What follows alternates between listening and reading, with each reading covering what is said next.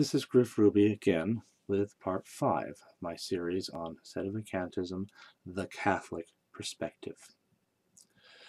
In the previous segments, I have given a thumbnail sketch of the overall big picture and how that big picture applies to the nature of what happened to the Catholic papacy and how that differs from the nature of what the office of the Vatican leader is currently today. So now I want to kind of back off and bring in some of the other material that I think is really more basic to what this theory really means, and also kind of introduce a little of how I discovered it. For you see, when I first began discovering that what the difference was between the Novus Ordo and the Catholic religions, that gave me a big question as to, well, first I had to find where the Catholic religions were practiced. I didn't know it was anywhere, or maybe just one or two isolated places far removed. When am I going to get there?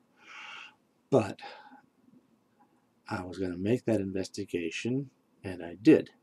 I went to a variety of different congregations. I went to Sedevacantist parishes, and what did I find? A room full of Catholics. I went to Pius X parishes, and what did I find? A room full of Catholics. I went to some independent so-called priests. They're not really independent, but they were just ordained back when and have stayed in their priestly activity ever since, even if they don't have any bishop to work with anymore. And well, again, what do I find? A room full of Catholics. I went to some indult parishes. And again, what did I find? The room full of Catholics. So, what was that to mean? How was that to be understood? They all kind of were competing with each other, fairly gently and tactfully at the time, I felt, for everyone's attention.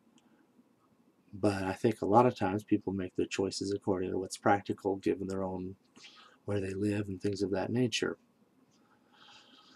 So does it make a difference? And so how much of one? But more importantly, how can these different groups with different opinions about certain things all be part of the church?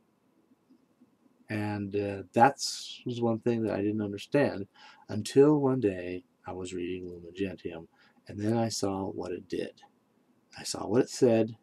It not only explained that situation, but as I began exploring it, I saw that it explained a lot more.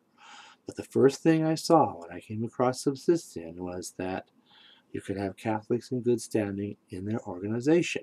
At that time it was the indult. We're talking 90s. The motu didn't exist yet, so it was indult at that time. But you could also have Catholics in good standing outside their organization, which was the Pius X, the CMRI, SSPV, Trento priests, and so forth. And they're Catholics. And this document declared they were Catholics, that anyone inside or outside could be Catholics. So then you see, and they are. The graces of the Holy Ghost are abundantly present wherever you have a congregation where the priest says the Catholic Mass, and we're assuming a real valid priest, of course, which at that time even most of the indult ones were. And as long as you have people who he and his people believe the Catholic catechisms, the classical ones of all ages that are in line with the teachings of the ancient fathers and the doctors and the popes and the councils throughout all of history, and as long as they live a Catholic life in terms of their personal morality and living the way Catholics should, they pray and worship as Catholics, receive all their sacraments the way Catholics should, those are Catholics. That's it. That's all it takes. And again, with this whole subsistent thing, you didn't have to be in the Vatican organization. You could be in it or not be in it. That's immaterial. As long as you are a Catholic, then you are a Catholic. It's kind of a tautology.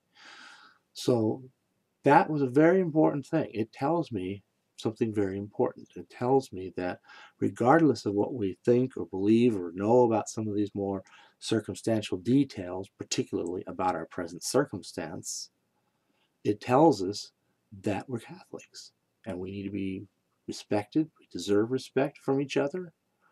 We deserve the same charity. We belong to the household of faith.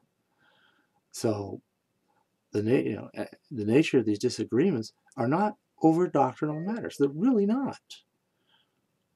A person, especially a layman, a layman's got a busy life. He's got not only a soul to save, but a family to feed, and he's not going to be able to go get a seminary training and learn Latin and read great learned, treatises on theology that only exist in Latin and really come to understand the way the church works. He's not going to have the chance to do that, So he cannot be morally expected to do that.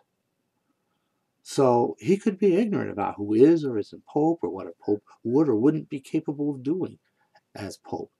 As long as he has the good sense to live a Catholic life, to stick to the Catholic beliefs of the Catholic catechisms and teachers, and to get his Mass and all sacraments, whatever he can, given his opportunity and circumstance, because he may be unable to get anything being remote geographically from all of this, he gets Catholic sacraments, then that's a Catholic, and he's doing what he can to save his soul, to work with God and the Holy Ghost, to sanctify himself and his family, and that is what's needed. And so that's where I first saw what that passage was and its significance. Later on, I started realizing, well, if this is the case, then this also tells us something about the nature of the organization that now has Catholics legitimately existing outside its confines. So we will talk about that in the next installment. Thank you.